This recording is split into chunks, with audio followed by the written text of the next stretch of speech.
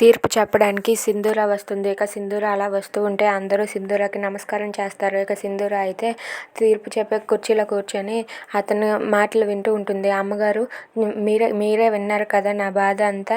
ఇప్పుడు చెప్పండి, వాళ్ళ ప్రేమ ముఖ్యమా, నా పరువు ముఖ్యమా అని చెప్పి అడుగుతూ ఉంటాడు ఆ పెద్ద అయిన భూపతి.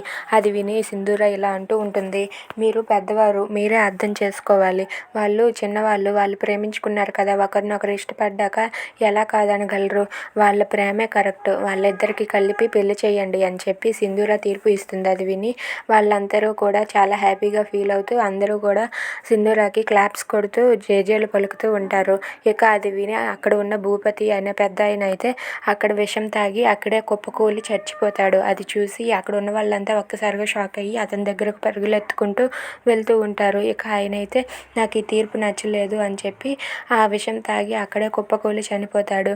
అది చూసి సింధూర, చంటి వాళ్ళైతే ఒక్కసారిగా షాక్ అయిపోతారు. ఇక ఊర్లో పెద్ద మనుషులైతే చెంచలమ్మ ఇంటికి పరిగెత్తుకుంటూ వచ్చి, అమ్మగారు, అయ్యగారు బయటకు రండి, సింధూర అమ్మగారు చెప్పిన తీర్పు వల్ల ఆ భూపతి రాయుడు అక్కడే విషం తాగి కుప్పకూలి చచ్చిపోయాడు అమ్మగారు, సింధూర అమ్మగారు తీర్పు అలా చెప్పారు అని చెప్పి అంటూ ఉంటాడు. అది విని చెంచలమ్మ, కేశవ అయితే ఒక్కసారిగా షాక్ అయ్యి అలా ఉండిపోతారు. ఇక అక్కడ ఆయన చనిపోవడం చూసి సింధూర అయితే చాలా బాధపడుతూ అక్కడే ఏడుస్తూ ఉంటుంది.